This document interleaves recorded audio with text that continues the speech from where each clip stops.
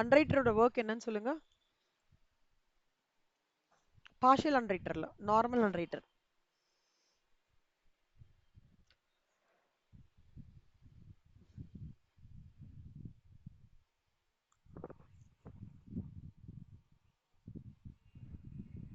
அவங்க வித்து தராங்க. பார்ஷியல் அன்ரைட்டிங்ன்றது வந்து அவங்களால விற்க முடியலன்னா அவங்களே அண்டர்ரைட்டர் will take the responsibility of taking the shares of the company on their own behalf. ஓகேவா? சில ஸ்டெப்ஸ் இருக்கு கண்ணா, இது கொஞ்சம் நோட் பண்ணிக்கோங்கண்ணா, ரொம்ப இம்பார்ட்டன்டான concept. Liability of the underwriter வந்து எப்படி இங்க டிட்டர்மைன் பண்றாங்கன்னு பார்க்க போறோம். ஓகே, ஸ்டெப் 1, கிராஸ் லயபிலிட்டி வந்து total issue size into percentage of underwriting. இது குட்டி நோட்ல நோட் பண்ணிக்கோங்க கண்ணா. பார்ஷியல் அண்டர்ரைட்டிங் போட்டுக்கோங்க. Step 1, gross liability total issue size into percentage of underwriting எழுதிக்கோங்க.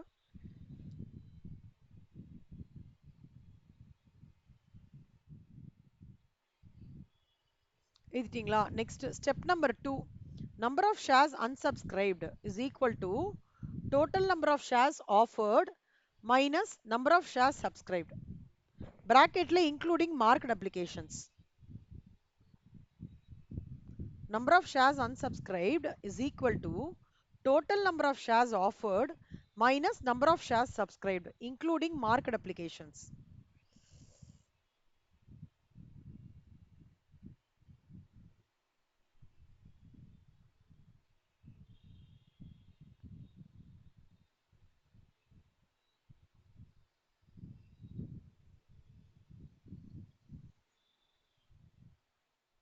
Good.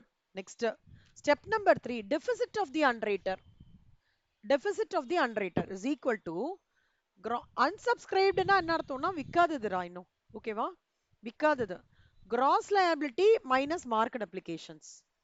Market applications-னா என்ன அர்த்தம்னா மித்ரா, இப்போ வந்து அண்டர்ரைட்டர் இருக்காருன்னு வச்சுக்கோங்களேன். நீங்க தான் அண்டர்ரைட்டர். நீங்க வந்து உங்களுக்கான ஒரு ரப்பர் ஸ்டாம்ப் ப்ரிப்பேர் பண்ணி மித்ரா அண்டர்ரைட்டிங் ஏஜென்சின்னு சொல்லிட்டு வச்சிருப்பீங்க. இந்த கம்பெனியோட அப்ளிகேஷன்ல அதை நீங்க சாப்பா கொடுத்துட்டீங்கன்னா நீங்க தான் அந்த வந்து அப்ளிகேஷனை வந்து இன்சார்ஜ், அந்த அப்ளிகேஷனுக்கான அமௌண்ட் வந்து நீங்க தான் இன்சார்ஜ் அப்படின்னு அர்த்தம். அதான் மார்க்கெட்னு அர்த்தம். Market applications don't think you have missed a huge.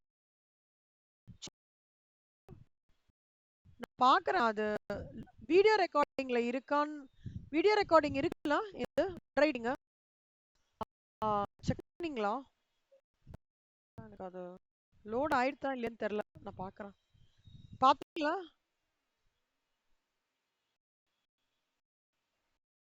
இல்ல இருக்குல்ல. ஓகே ஓகே, அப்ப பாருங்க, அது புரியுது. ஆ நீங்க பாருங்க கண்ணா அதுல. இப்போ வந்து ஸ்டாம்ப்டுனா இப்படிதான் மார்க்கெட் அப்ளிகேஷன்ஸோட ஃபார்மேட் காமிக்கிறேன். மேல சாப்பா குத்திருக்கும்.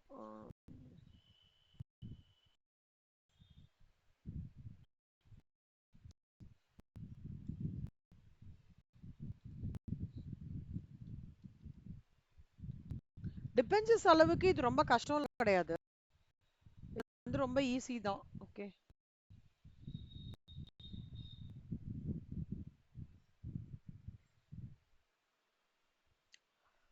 அன்னைக்கு நம்ம பார்த்தோம் இல்லடா கீர்த்தனா, இந்த சாப்பா குத்தி.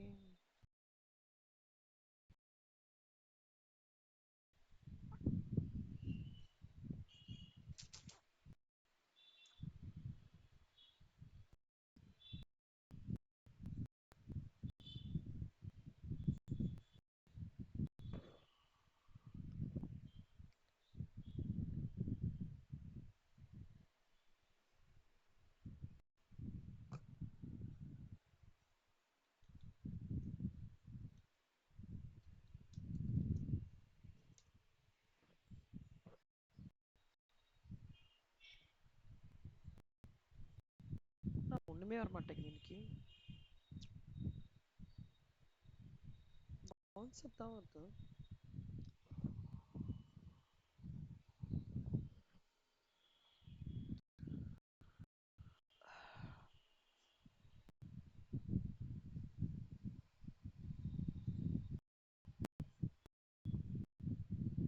எக்ஸாம்ஸ் தான் மெஜாரிட்டி பண்றாங்க, கேக்குறாங்க அந்த ஃபார்மேட்ல தான். ரொம்ப கஷ்டமா கேக்குற மாதிரி எனக்கு தெரியல. ஸோ நல்லா பார்த்துக்கோங்க. எக்ஸாம்ஸ் பண்ணிக்கோங்க. அது மேல எழுதிப்பாங்க. இப்போ வந்து மித்ரா ஹேண்ட் ரைட்டிங்னா ஸ்டாம்ப் பேப்பர் வச்சிருப்பீங்க, அந்த ரப்பர் இருக்கும், அதை அந்த அப்ளிகேஷன் இது பண்ணிருப்பாங்க, அதுதான். இல்லடா இதுல இல்ல, அது மேல அப்படியே சாப்பா குத்துன மாதிரி இருக்கும்டா, அதுதான் வந்து market applications. Okay, so underwrite பார்த்துருக்கீங்களா? ஓகே கண்ணா. Deficit of the underwriter is equal to gross liability minus market applications. Deficit வந்து கேன் நெவர் பி நெகட்டிவா இருக்கவே முடியாது.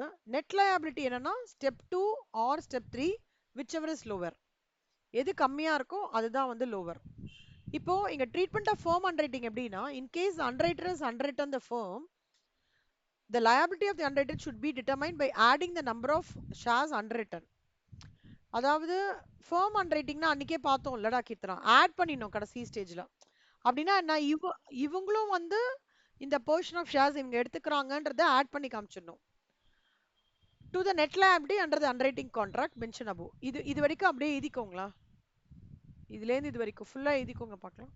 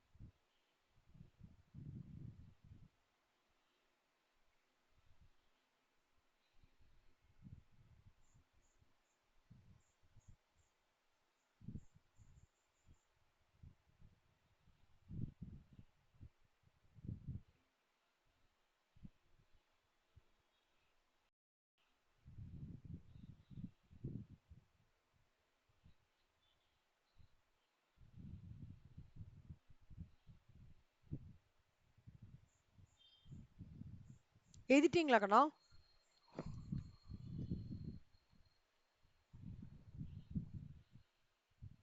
எழுதிக்கோங்கடா. நந்தனா ஏன் வரலன்னு தெரியுமாடா?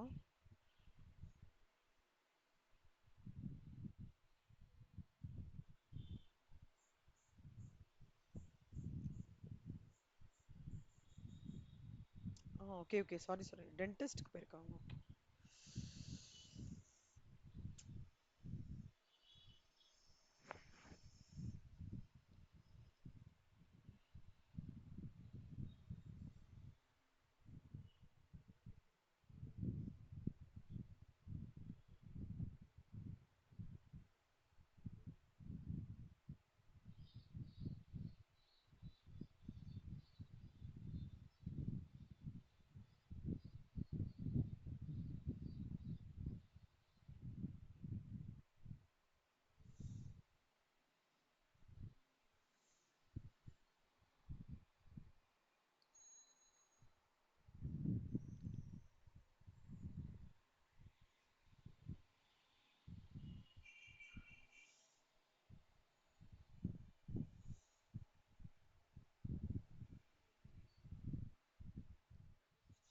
ஓகேவா?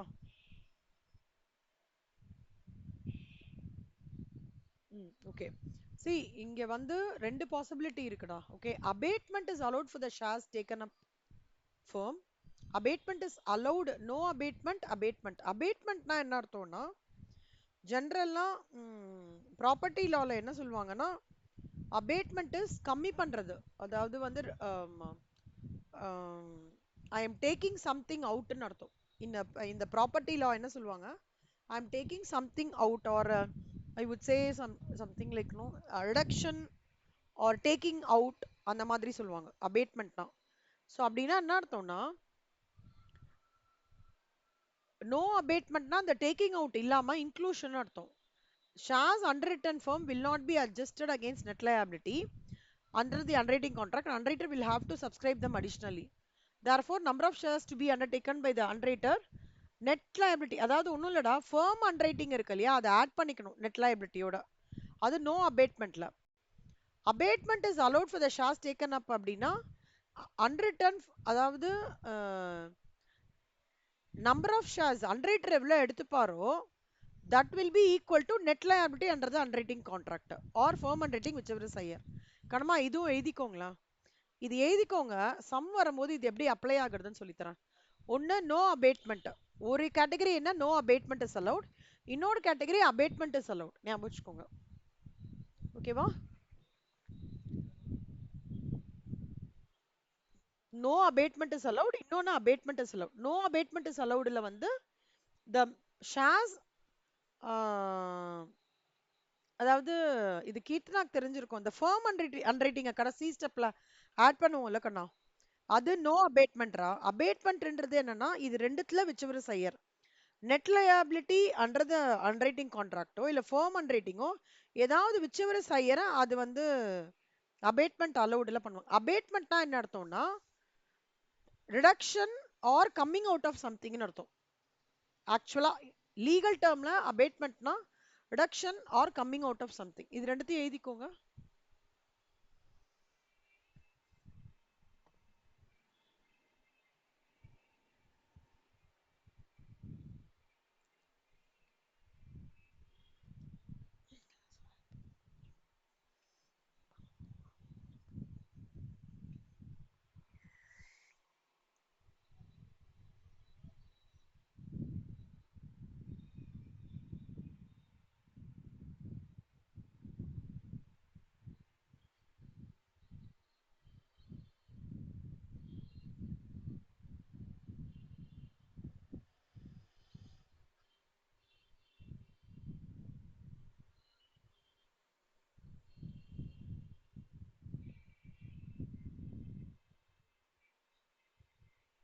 ஓகேவா கண்ணா?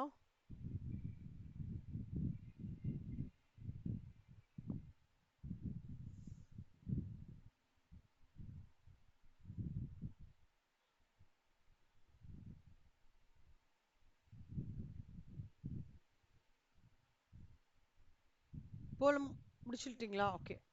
இப்போ பார்ஷியல் அன்ரைட்டிங் பாருங்க. மித்ரா சம் படிங்களேன், சம் படிங்கண்ணா.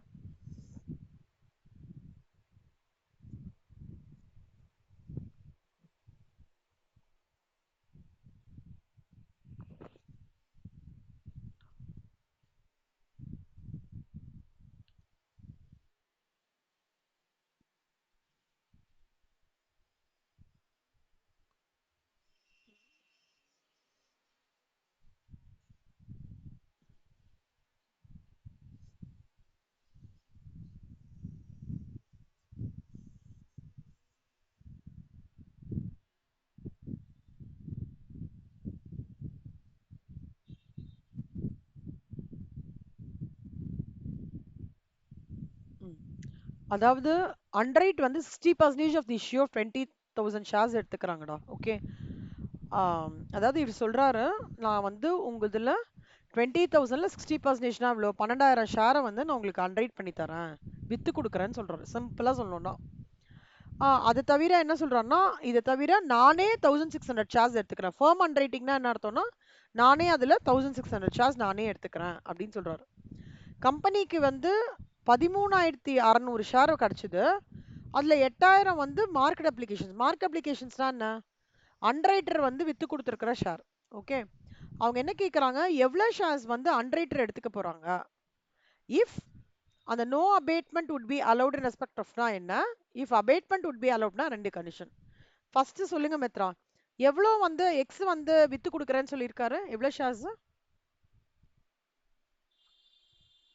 ஸ்டெப் 1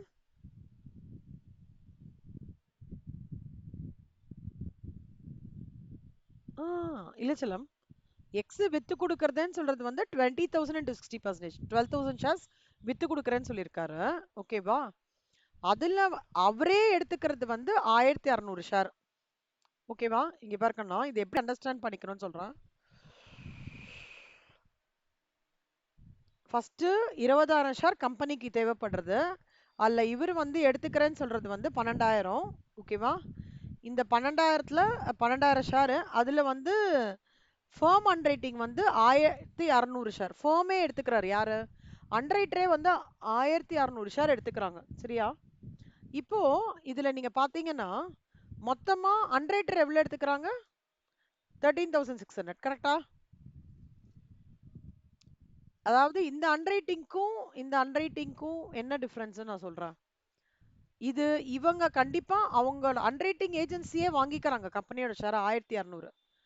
ஓகேவா? 12,000 அப்படின்றது வந்து என்னன்னா கம்பெனி வந்து அன்ரைட்டர் வந்து உங்களுக்கு கம்பெனி ஆன் பிஹாஃப் நான் வித்து கொடுக்குறேன் பப்ளிக் கிட்டன்னு சொல்றேன் 12,000 ஷேர். அப்போ மொத்தமா வந்து இவங்க வந்து கம்பெனி ரிசீவ் பண்ணியிருக்கிறது வந்து 13,600 ஷேர்ஸ். அதுல ஆல்ரெடி அன்ரைட்டிங் இவங்க வித்து கொடுத்தது 8,000 ஷேர்ஸ் வித்து கொடுத்துட்டாங்க. மார்க்கெட்னாலே என்ன அர்த்தம்னா அன்ரைட்டர் 8,000 ஷேர்ஸ் வித்து கொடுத்துட்டாங்க செல்லமா. ஓகே, இப்ப நல்லா பாத்துக்கோங்க கண்ணா. 8,000 ஷேர்ஸ் இவருக்கு வித்து கொடுத்துட்டாங்க. அவங்களே வந்து 1,600 ஷேர் வந்து இது பண்ணிருக்காங்க, எடுத்துட்டு இருக்காங்க. அப்ப எவ்வளவு? 9,600 ஷேர்ஸ் கம்பெனி விட்டு வெளில போயிடுச்சு. கரெக்டா? கம்பெனி விட்டு வெளில போயிடுச்சு. அன்ரைட்டர் வந்து எவ்வளவு வித்து கொடுக்குறேன்னு சொல்லியிருக்காரு இனிஷியலா? எவ்வளவு ஷேர்ஸ் வித்து கொடுக்குறேன்னு சொல்லியிருக்காரு? அன்ரைட்டர் வித்து கொடுக்குறேன்னு சொல்லி 12,000 ஓகேவா? 12,000 வித்து கொடுக்குறேன்னு சொல்லியிருக்காரு. அதுல இவங்க வந்து 8,000 அன்ரைட்டர் வித்து கொடுத்துட்டாரு. அவரே வந்து 1,600 எடுத்துக்கிறேன்னு இருக்காரு. அப்ப ரிமைனிங் வந்து அவர் இன்னும் எவ்வளவு விற்கணும்? அன்ரைட்டர் இன்னும் விற்கணும் இல்லையா? 2,400 விற்கணும். இது இன்னும் விற்கணும். அப்போ நல்லா ஞாபகம் வச்சுக்கோங்க கண்ணா. இங்க போட்டிருக்கேன் பாருங்களேன். Abetment in civil law means a temporary suspension or closing of a legal proceeding. This could occur for several reasons. Temporary suspension na you are coming out of a something temporarily. It can occur because of prior action, meaning the plaintiff has already sued the defendant same place or something. It can also occur if defendant dies. அதாவது இப்போ ஒரு ஒரு case போயிட்டு இருக்குடா, சரியா? ஒரு case போயிட்டு இருக்கு. சும்மா பெயில வெளியில வராங்கன்னு சொல்றாங்கல்ல, அது அபேட்மெண்ட் இன் சிவில் லான்னு சொல்லலாம். ஆர் டெம்பரரி ஸ்டாப் பண்ணிருக்காங்க, அந்த மாதிரி இருக்கு. இப்போ சாரி, ஒரு கேஸ் போயிட்டு இருக்கு. யார் மேல கேஸ் போட்டிருக்கோமோ அவங்க வீட்ல ஏதோ அன்அவாய்டபிள் சர்க்கம்ஸ்டன்சஸ்னால சம்திங் ஹஸ் ஹேப்பன்னா அப்ப அந்த கேஸை வந்து டெம்பரரியா சஸ்பெண்ட் பண்ணுவாங்க. அதுதான் அபேட்மெண்ட்னு சொல்லுவாங்க. Something you are coming out of that situation for a temporary period. ஓகேவா? அதான் அபேட்மெண்ட். இப்போ அபேட்மெண்ட் நோ அபேட்மெண்ட்னு வச்சுக்கோங்க கண்ணா.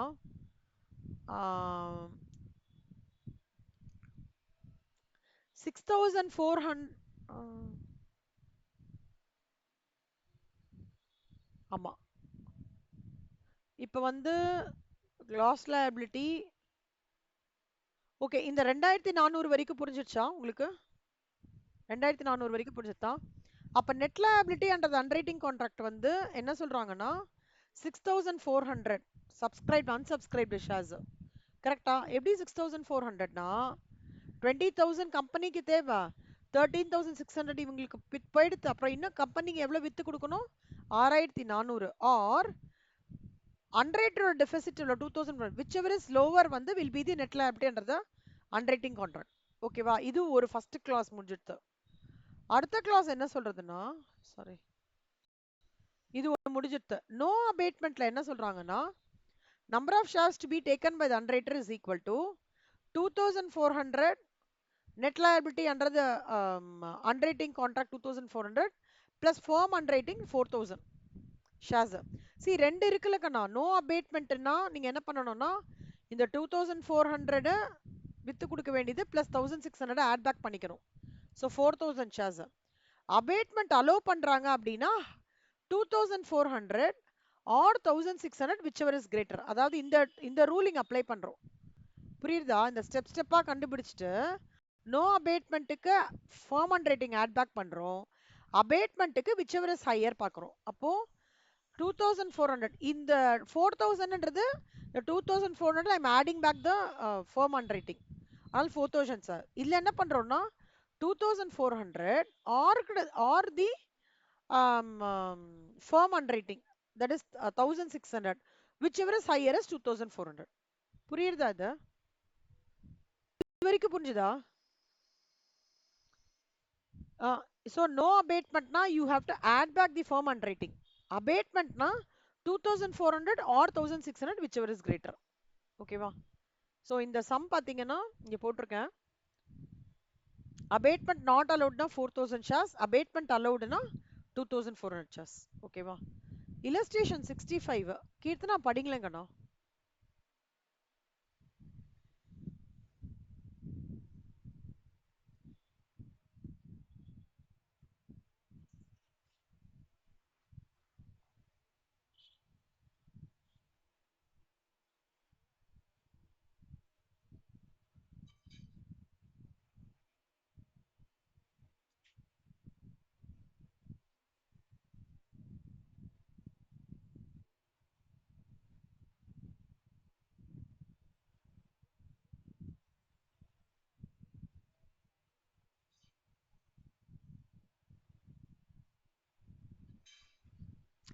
அதாவது சி லிமிடெட் வந்து 3 lakh ஷேர்ஸ் விற்கணும்னு பார்க்குறாங்க கண்ணா. ஓகே, ஃபர்ஸ்ட் எவ்வளோ அண்டர் ரைட்டர் இருக்காங்க? M underwriter, N under O இருக்காங்க. 3 lakhsல 40% எவ்வளோடா மித்ரா?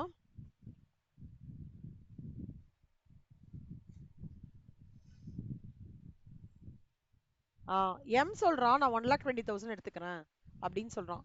என் சொல்றான் நான் 90,000 எடுத்துக்கிறேன், 3 lakh into 30% எடுத்துக்கிறேன். ஓ சொல்றான் 3 lakh 20% நான் எடுத்து வித்து கொடுக்குறேன்னு கம்பெனி கிட்ட சொல்றான். ஆனா ஆக்சுவலா வந்து எம்மால எவ்வளவு வித்து கொடுக்க முடிஞ்சது?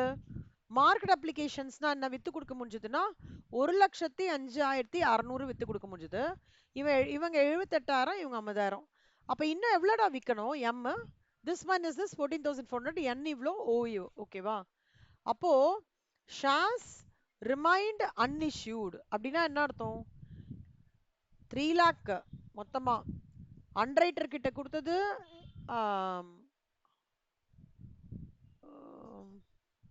ஒரு நிமிஷம்டா. ஆமா 3 lakh, அதுல வந்து அப்ளிகேஷன்ஸ் வந்து 2,50,000, அதுல இன்னும் வித்து போகாத 36. அப்ப அன்இஷ்யூட் எவ்வளோ?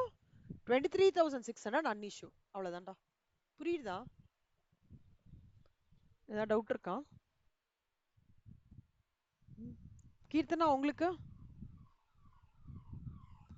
இது வந்து டைப் 2 ப்ராப்ளம் கண்ணா.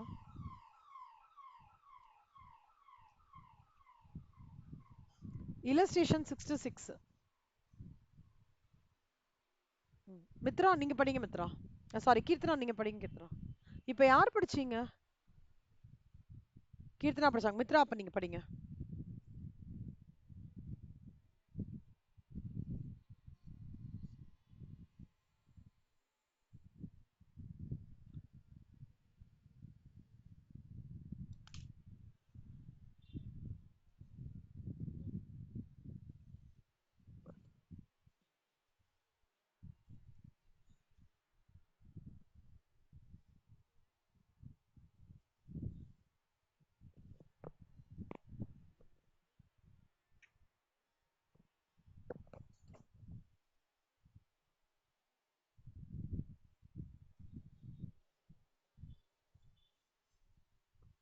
குட்.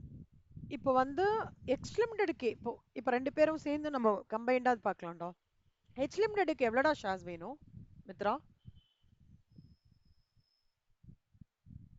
தேவையானது 1,50,000 ஷேர்ஸ்க்கு உங்க விற்கணும் இல்லையா? இப்ப ஏக்கு 50% கொடுக்குறாங்க. அப்போ 1,50,000 into 50%. கரெக்டா? பிக்கு 20%. அப்போ 1,50,000 into 20%. இவங்களுக்கு வந்து 30,000. இப்ப 3 பேரும் இவ்வளவு வித்து கொடுக்குறேன்னு சொல்றாங்க. ஆனா அவங்க எவ்வளவு ஆக்சுவலா வித்து கொடுத்துருக்காங்க? 75,000. மார்க்கெட் அப்ளிகேஷன்ஸ்ல வந்து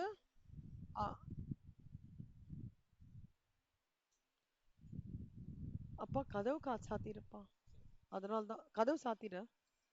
78,000 வித்து கொடுத்துருக்காங்க. இவங்க வந்து 27,000, இவங்க 28,500 வித்து கொடுத்துருக்காங்க. இன்னும் இவ்வளோ இவங்க பாருங்கடா அதிகமா வித்து கொடுத்துருக்காங்க. யாரு? இப்போ இப்போ அதிகமா வித்து கொடுத்துருக்காங்க. இவங்க ரெண்டு பேரும் எவ்வளவு வித்து கொடுத்துருக்காங்க?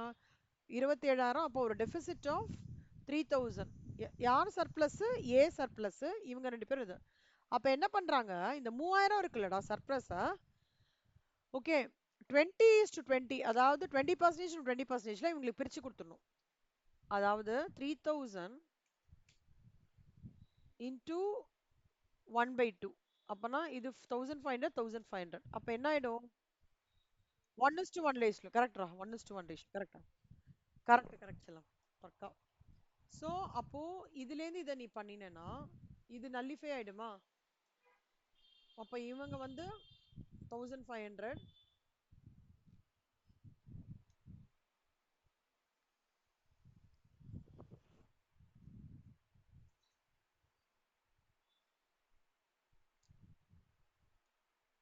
1500 1500.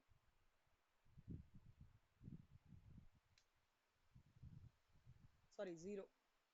அப்போ நெட் லைபிலிட்டின்ற கான்ட்ராக்ட் என்ன? இவருக்கு ஒண்ணுமே கிடையாது. பிக்கு 1500 இங்க நில்லு. இப்போ இதோட ஆட் ஃபார்ம் அண்ட் ரேட்டிங் எவ்வளோ? சம்பளம் எவ்வளோ கொடுத்துருக்கான்? 6000 3000 3000. இதையும் ஆட் பேக் பண்ணிட்டோம்னா number of shares to be taken up வந்து 6000 4500 3000. அவ்வளவுதான்டா. நல்லா ஞாபகம் வச்சுக்கோ செல்லம்.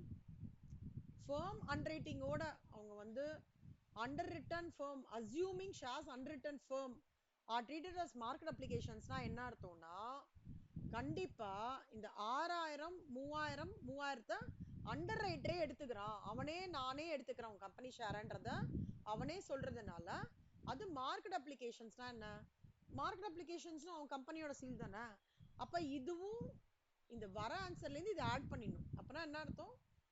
நம்பர் ஆஃப் ஷேர்ஸ் 6000 இங்க, அப்புறம் இங்க 3000 plus 1500 5000 3000. ஸோ மொத்தமா 6000 ரூபாய் வந்து ஏ எடுத்துக்கிறான், 4500 பியோடது இன்னும் 1500 இன்னும் பண்ண வேண்டியது, அதுல அது 3000 ரூபாய் இவங்களே எடுத்துக்கிறாங்க, சி 3000 ரூபாய் எடுத்துக்கிறான்னு அர்த்தம். கீர்த்தனாக்கு இது ஆல்ரெடி தெரிஞ்ச கான்செப்ட். ஞாபகம் இருக்காடா? ஃபர்ம் அண்ட் ரேட்டிங் லாஸ்ட் ஸ்டெப்ல ஆட் பேக் பண்ணும். ஏன் இங்க ஆட் பேக் பண்றோம்னா because they have said that assuming shares underwritten firm are treated as market applications. அதனால இது ஆட் பேக் பண்றோம். நான் வெறும்னா liability of each underwriter full stop இருந்தா இது ஆட் பேக் பண்ணணும்ன்ற நீட் கிடையாது. மேபி நீங்க உங்க அசம்ஷன் போட்டு firm and rating add back பண்ணி காமிக்கலாம், இல்லனா நீட் கிடையாது. நெட் liability என்ற கான்ட்ராக்டோட சம் முடிஞ்சிருது. ஓகேவா? புரியுதாடா? ரொம்ப ஈஸிடா, அது time எடுக்காதுடா.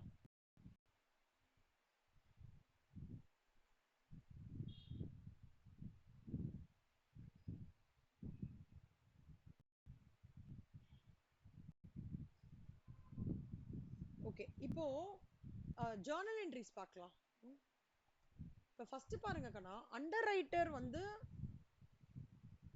For shares taken up by அண்டர் ரைட்டர்ஸ்னா என்ன அர்த்தம்னா அண்டர் ரைட்டர்ஸை வந்து நம்ம வந்து like they are helping out us இல்லையா? ஸோ டு ஷேர் கேபிட்டல், அதாவது இட் இஸ் பேசிக்லி லைக் நம்ம ஷேர்ஸ்லாம் அவங்க எடுத்துக்கிறாங்க. வாட் எவர் ஷேர்ஸ் நம்ம எடுத்துக்கும் போது நம்மளோட ஷேர் கேபிட்டல் வந்து we are liability is created, okay, and we are debiting underwriters reason that they are taking up these shares from us. Okay va? So basically shares are taken, our shares are taken by them. So debiting the receiver underwriters account to share capital. Premiumly issue பண்ணலாம் to securities premium. Underwriting commission பண்ணும்போது என்ன ஆகும்னா due entry எப்படின்னா payable என்ட்ரினா underwriting commission to underwriters account. அதாவது நம்ம புக்ஸ்ல underwriting commission எக்ஸ்பென்ஸா இன்கமாடா மித்ரா?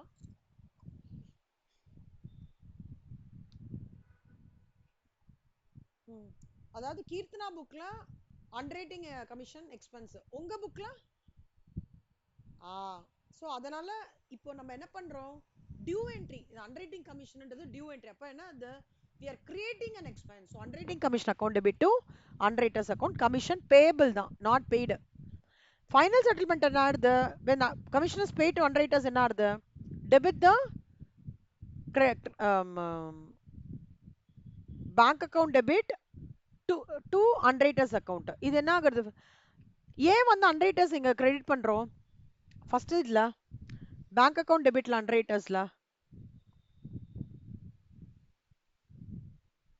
அவங்க கிட்டே நம்மளுக்கு பைசா வருது இல்ல செல்லம், கரெக்டா? அவங்க தானே ஷேர் கேபிட்டல், அதுவும் டூ அண்டர்ரைட்டர்ஸ். சப்போஸ் நம்ம வந்து அவங்களுக்கு கொடுக்குற மாதிரி இருந்ததுன்னு வச்சுக்கோங்களேன், அப்போ அண்டர்ரைட்டர்ஸ் அக்கௌண்ட் டெபிட் டு பேங்க் வரும், வைஸ் என்ட்ரி. அவங்க அதாவது அவங்களோட பைசா நம்ம கிட்ட இருந்து நம்ம வந்து ரிசீவிங் எண்ட்ல இருந்தோம்னா அப்போ பேங்க் டு அண்டர்ரைட்டர்ஸ் வரும்.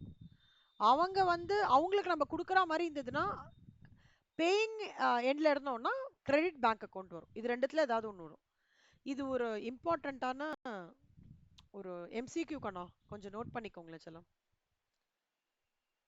Underwriting commission written off during the year will be included in finance cost and statement of pre-rental account. The portion of underwriting commission yet to be written off will appear in the balance sheet.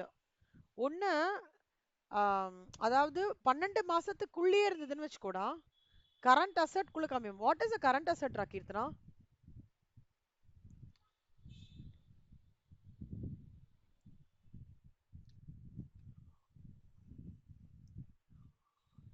அது correct. Current அசெட்னா என்ன? What do you mean by current asset? அது correct சொல்லுமா? Trade receivables, debtors, stock, அதெல்லாமே current asset. என்ன current அசெட்னா என்ன?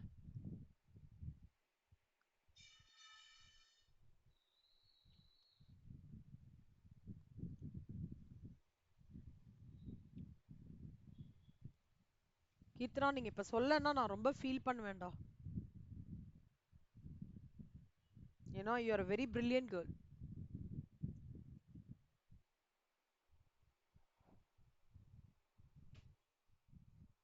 ம். ஆ, அதாவது கரெக்ட், கரெக்ட். அதாவது something which you can convert it in within a short span of time, predominantly before 12 months.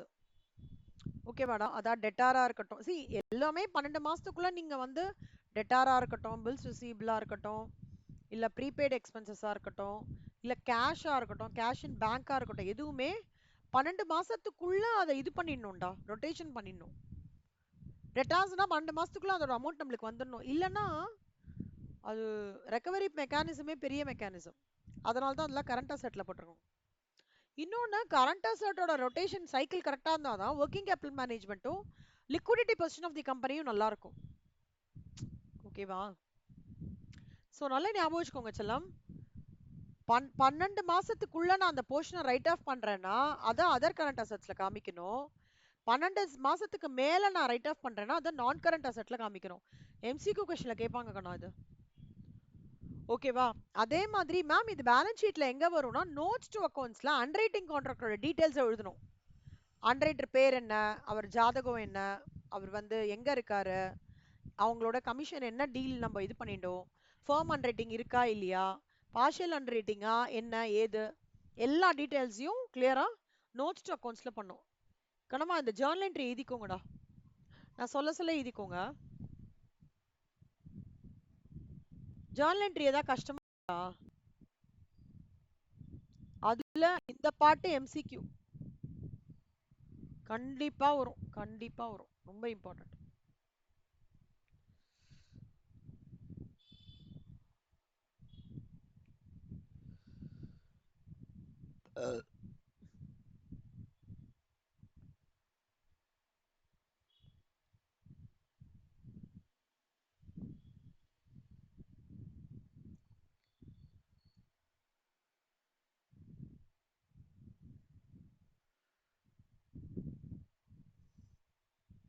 First எழுதிக்கோங்க செல்லமா.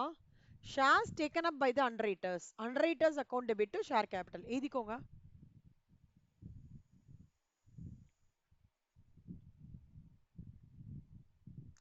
ஏன் அண்டர்ரைட்டர்ஸ் டெபிட் பண்ணிருக்கோம்னா நம்ம கொடுத்துடுறோம்டா ஷேர்ஸ் எல்லாம் அவங்க கையில, அப்பா வித்து கொடுத்துருப்பா அப்படின்னு சொல்றோம். ஸோ டெபிட் த ரிசீவர், புரியுதா? அடுத்தது அண்டர்ரைட்டிங் கமிஷன் டியூனா என்ன?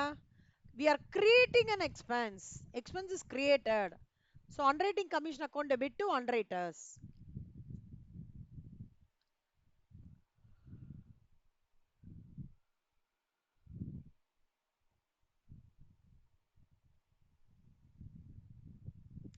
ஆக்சுவலா இப்ப கம்பெனியே எல்லாமே வித்துருத்துனா அண்டர்ரைட்டிங்கே வேண்டாம்ல, அண்டர்ரைட்டிங் கமிஷனே வேண்டாம், கரெக்டா? இட் இஸ் லைக் திஸ் கண்ணா. இப்போ எனக்கு நான் வீடு தேடுறேன், வீடு கிடைக்கவே இல்லைன்னா நான் என்ன பண்றேன் உடனே? சொல்லுங்க கீர்த்தனா. வீடு தேடிண்டே இருக்கேன்டா, வீடு கிடைக்கல. ஆ, கரெக்ட். பட் அவங்க அவங்க கிட்டனா டக்குன்னு கிடைச்சிரும். அந்த மாதிரி தான் இது. கம்பெனியோட ஷேரை விற்கணும்னு ட்ரை பண்றேன், ஓரளவுக்கு வித்துட்டேன், பட் ஃபுல்லா விற்க முடியலையே. அந்த பைசா இருந்தா தான் நான் ஃபர்தரா பிளான் பண்ண ப்ராஜெக்ட்டுக்கு பைசா பண்ண முடியும். அப்ப வேற வழி இல்ல. ஸோ நான் புரோக்கரை எப்படி வீடு வாங்குறதுக்கு பார்க்குற மாதிரி அன்ரைட்டரை பார்த்து அன்ரைட்டிங் கமிஷன் கொடுத்து பர்பஸை சால்வ் பண்ணிக்கிறேன். ஆனால் இது என்னது அர்த்தம்னா, இது கமிஷன் வந்து எனக்கு அன்எக்ஸ்பெக்டட் செலவு தானே, அதனால ஃபினான்ஸ் காஸ்ட்டாக ட்ரீட் பண்ணி பிஎன்எல்ல ரைட் ஆஃப் பண்ணிக்கிறேன். புரியுறதாடா கனமா? ஒரு ஒரு ஸ்டெப்பையும் ஒரு கான்செப்ட் அண்ட் லாஜிக் எல்லாத்துக்குமே இருக்கு. அதை அண்டர்ஸ்டாண்ட் பண்ணி பண்ணி படிச்சீங்கன்னா மறக்கவே மறக்காது, ஞாபகம் வச்சுக்கோங்க.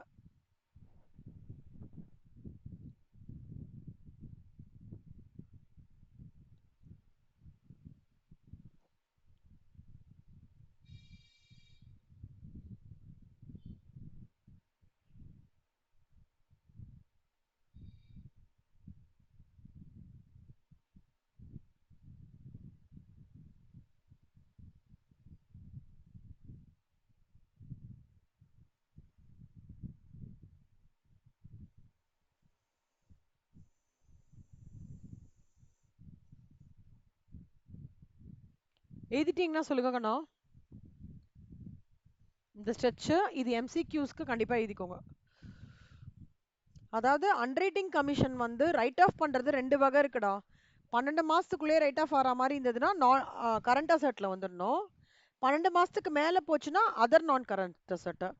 இந்த அன்ரைட்டிங் கான்ட்ராக்ட் டீடைல்ஸ்லாம் நோட்ஸ் டு அக்கௌண்ட்ஸ்ல இன்க்ளூட் பண்ணும். ஓகேவா?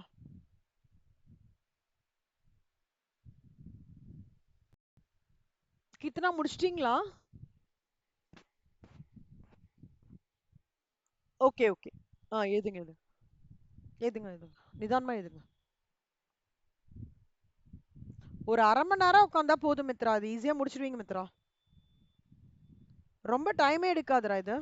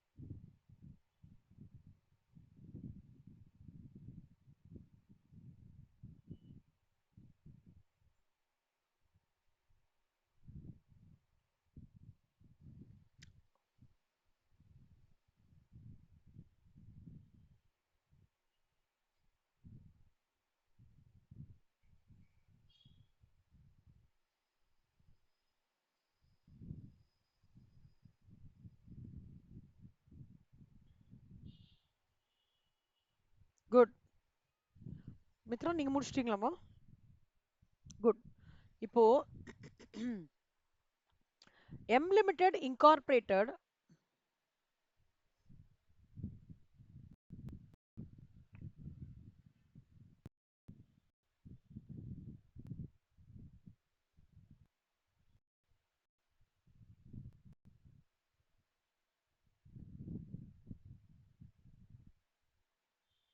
செல்லம்மா, இது ஏற்கனவே நம்ம பார்த்தது தான்டா.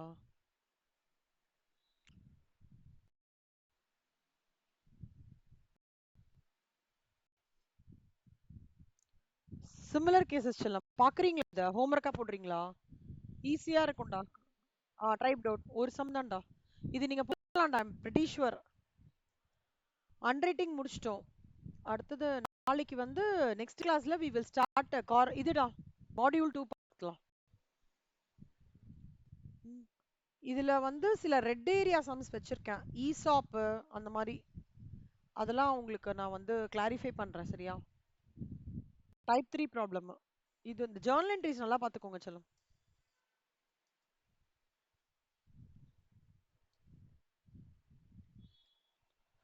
அன்ரைட்டிங் புரிஞ்சுதாடா கீர்த்தனா? ஆ, அப்படியே மித்ராக்கும் சொல்லி கொடுங்க, இன்னும் தரவாயிடுவீங்க. என்னடா கம்பைன் ஸ்டடி பண்றீங்களா எப்படிடா? ஏன்டா?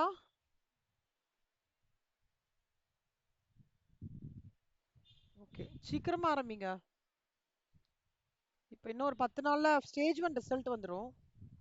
அப்போ வந்து உங்களுக்கு இன்னும் கொஞ்சம் ஆ, என்ன சொல்றது, ஈஸியாக ஆரம்பிச்சிரும். ஸோ ஸ்டேஜ் 1 கிளியர் பண்ணிடுவீங்க. ஸ்டேஜ் 2 மட்டும் தான் கான்சென்ட்ரேட் பண்ற மாதிரி இருக்கும். ஒரு மைண்ட்ல டென்ஷன் ஃப்ரீ ஆயிடுவீங்க.